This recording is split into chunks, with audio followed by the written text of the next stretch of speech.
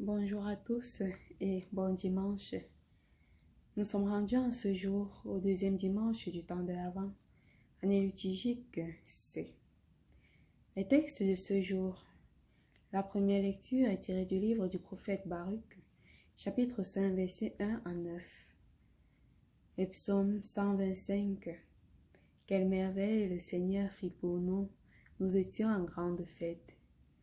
La deuxième lecture tirée de la lettre de Saint Paul apôtre aux Philippiens, chapitre 1, versets 4 à 6, puis 8 à 11. Évangile de Jésus-Christ selon Saint Luc, chapitre 3, versets 1 à 6. Chers frères, la joie est la marque de la vraie foi. Mais comment rester en joie quand la société crie violence, vengeance, et quand on vit dans l'angoisse, dans l'incertitude du présent et du futur?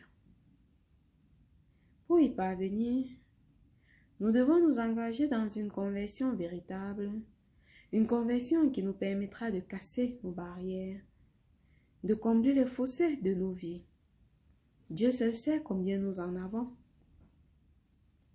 Les paroles de Saint Paul dans la deuxième lecture nous rassurent et nous dit clairement: celui qui a commencé en vous un si beau travail le continuera jusqu'à son achèvement au jour où viendra le Christ Jésus.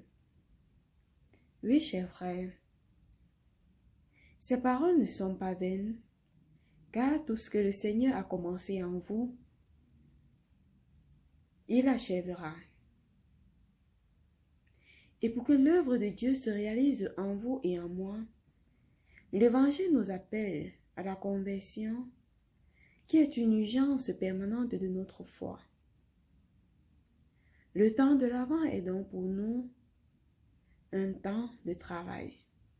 Un travail spirituel qui nous permettra de combler nos ravins, de détruire les murs qui nous séparent les uns aux autres, afin de mieux accueillir les rayons de lumière qui nous donnent la joie.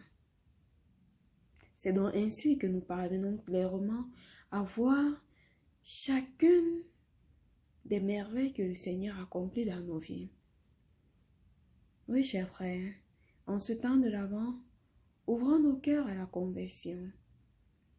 Ouvrons nos cœurs au changement. Rendons-nous disponibles pour accueillir celui qui viendra. Excellent dimanche à tous et très bonne semaine.